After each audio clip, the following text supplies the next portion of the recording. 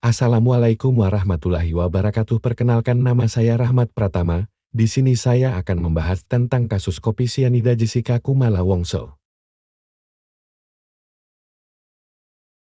Terlebih dahulu kita akan membahas biografi Jessica Kumala Wongso. Jessica Kumala Wongso lahir di Jakarta pada tanggal 9 Oktober tahun 1988. Usianya baru menginjak 27 tahun ketika terjerat kasus pembunuhan Wayan Mirna Salihin di Oliver Taft Grand Indonesia, Jakarta pada Rabu 6 Januari tahun 2016 silam. Ia adalah putri bungsu dari 3 bersaudara dari pasangan Winardi Wongso dan Imelda Wongso. Keluarga Jessica merupakan penganut agama Buddha dan memiliki usaha di bidang plastik untuk kebutuhan onderdil sepeda di Jakarta. Jessica dikenal sebagai seorang desainer grafis lulusan dari Billy Blue College of Design, Sydney, Australia.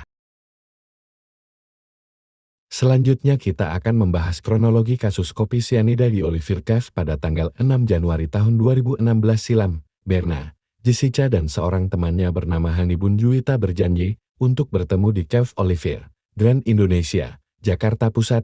Jessica tampak hadir lebih dulu di lokasi dan memesan 3 minuman untuk temannya, 1 es kopi Vietnam untuk Mirna dan 2 koktail untuk dirinya dan Hani. Tidak lama Mirna datang menghampiri keduanya.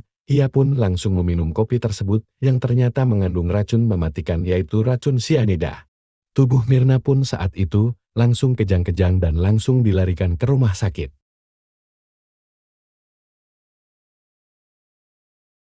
Perempuan yang saat itu berusia 2 tahun tersebut pun langsung kejang-kejang dan tidak sadarkan diri. Mulutnya juga mengeluarkan busa seperti tampak keracunan. Mirna menghembuskan nafas terakhirnya dalam perjalanan menuju rumah sakit. Setelah melakukan penyelidikan yang mendalam, termasuk melihat rekaman kamera CCTV, memeriksa Jessica, Hani, keluarga Mirna hingga pegawai Cafe Oliver sebagai saksi, polisi pun akhirnya menetapkan Jessica sebagai tersangka kasus pembunuhan tersebut. Menurut pemeriksaan polisi telah ditemukan sekitar 3,75 mg sianida dalam lambung Mirna. Setelah melakukan proses penyidikan yang alot, polisi kemudian menetapkan teman dekat Mirna, Jessica Kumala Wongso, sebagai tersangka kasus tersebut. Jessica kemudian ditangkap pada tanggal 29 Januari 2016 dan harus menjalani persidangan pelik selama berbulan-bulan. Hasilnya Jessica divonis 30 tahun penjara oleh Majelis Hakim Pengadilan Negeri Jakarta Pusat pada tanggal 27 Oktober 2016. Pihak Jessica sempat mengajukan peradilan ke Pengadilan Negeri Jakarta Pusat, tapi gugatan itu ditolak dengan dalil salah alamat. Sejumlah kriminolog menilai bahwa kasus tersebut sangat pelik karena tidak ditemukan alat bukti yang secara langsung memperlihatkan bahwa Jessica yang telah membunuh Mirna. Tidak diketahui apakah Jessica benar-benar menaruh sianida atau tidak. Sebab, rekaman kamera CCTV di Cafe Oliver hanya merekam kegiatan saat Jessica Wongso memindahkan gelas kopi Mirna sebanyak 2 kali dan seperti sedang mengambil sesuatu di dalam tasnya, hingga ia pun ditetapkan tersangka oleh hakim. Sementara itu, ahli hukum pidana Universitas Islam Indonesia, Muzakir, yang dihadirkan oleh tim kuasa hukum Jessica dalam persidangan tersebut mengatakan bahwa rekaman kamera CCTV tidak dapat dipakai sebagai alat bukti primer.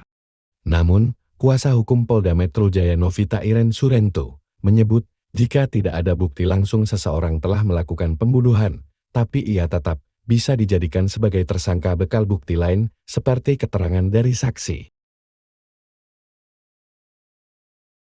Jessica Wongso sendiri telah berupaya hukum sampai mengajukan kasasi dan peninjauan kembali atau PK ke Mahkamah Agung, tapi upaya tersebut ditolak. Jessica Wongso sampai saat ini masih mendekam di rutan Pondok Bambu, Jakarta Timur. Sehingga Jessica divonis 20 tahun penjara. Perkara ini telah mempunyai kekuatan hukum atau incerat berdasarkan putusan pengadilan yang menyatakan Jessica Kumala alias Jessica Kumala Wongso alias Jess terbukti bersalah melakukan tindak pidana pembunuhan yang direncanakan terlebih dahulu sebagaimana diatur dan diancam pidana sebagaimana dimaksud dalam pasal 340 KUH Pidana.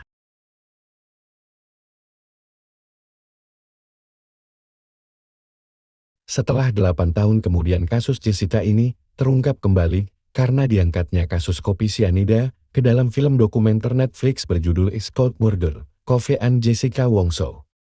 Semenjak tayangnya film dokumenter tersebut, banyak pihak yang berasumsi bahwa ada kejanggalan dalam kasus kopi sianida yang menewaskan mendiang Mirna Salihin pada tahun 2016 silam. Berbagai kejanggalan itu telah yang membuat banyak pihak jadi menuai perdebatan terkait pelaku pembunuhan berencana terhadap Mirna Salihin.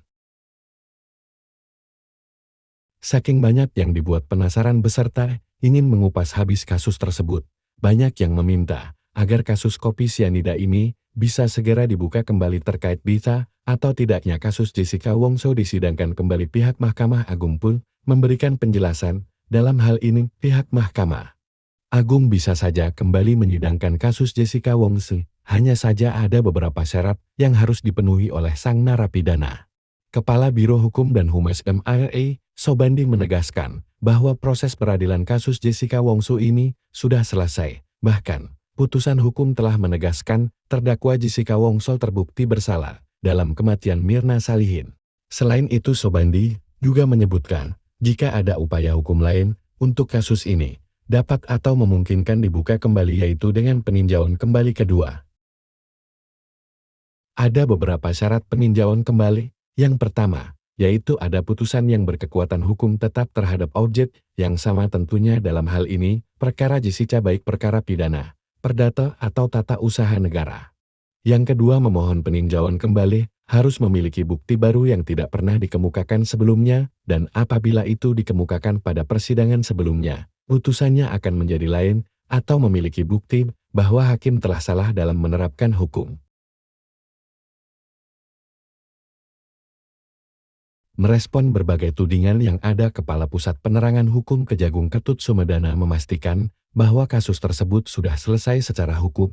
Menurutnya, Jaksa Penuntut Umum atau JPU telah menjalankan tugasnya membuktikan kasus pembunuhan Mirna dalam 5 tingkatan sidang. Mulai dari sidang perkara di Pengadilan Negeri, sidang banding, sidang kasasi, dan 2 kali sidang peninjauan kembali atau PK di tingkat Mahkamah Agung atau MAI. Ketut menilai kondisi itu juga diperkuat lantaran dalam proses persidangan yang sudah berjalan, tidak pernah ada dissenting opinion dari anggota majelis hakim. Di sisi lain, ia juga mengingatkan asas hukum res judicata pro veritate habetur atau asas res judicata, yang berarti semua putusan hakim harus dianggap benar. Hal itu dianggap sudah melalui proses yang benar, sistem pembuktian yang benar, dan melakukan penilaian terhadap alat-alat bukti yang diajukan. Serta ditambah dengan keyakinan hakim, tidak ada alasan bagi kita untuk menyatakan ada kekeliruan maupun kesalahan dalam mengambil keputusan oleh majelis hakim yang hanya berdasarkan opinion yang dibangun dalam film dokumenter. Dalam kesempatan itu, Ketut menambahkan bahwa proses hukumnya dilaksanakan terkait kasus pembunuhan Mirna saat itu terbuka untuk umum dan disiarkan di berbagai media. Oleh karenanya ia berharap tidak lagi ada polemik mengenai kasus yang sudah berkekuatan hukum tetap itu. Oleh karena itu, pendapat saya terkait hilangnya nyawa Wayan Mirna Salihin yang disebabkan adanya racun sianida dengan tersangka Jessica Kumala Wongso berlandaskan prinsip negatif Waterloo, bukan pada keterangan-keterangan yang tidak didasarkan pada mekanisme hukum. Dengan kata lain, penetapan pelaku sebagai pihak yang bersalah dinyatakan oleh hakim, bukan hanya dari penyidik.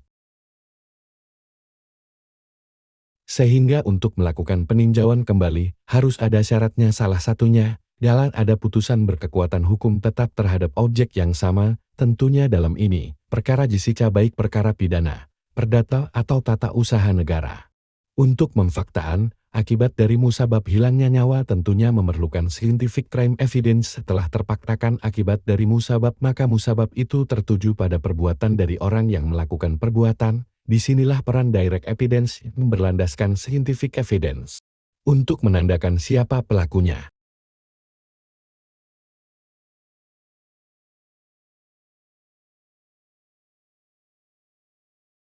Disinilah peran penyidik mengumpulkan dan mencari alat bukti untuk terangnya suatu peristiwa sebagai tindak pidana yang terjadi, bukan memastikan si petindak sebagai orang yang bersalah telah melakukan tindak pidana, sehingga tidak beralasan adanya pandangan-pandangan bahwa perkara terhadap Jessica Kumala alias Jessica Kumala Wongso alias J dinyatakan bersalah karena didasarkan pada oknum penyidik atau atasan penyidik yang melakukan rangkaian kegiatan penyidikan pada waktu itu. Hal ini keliru karena untuk menyatakan si petindak bersalah atau tidak bersalah, berdasarkan sistem due process model yang dianut di Indonesia, adalah hakim yang memeriksa perkara dimaksud.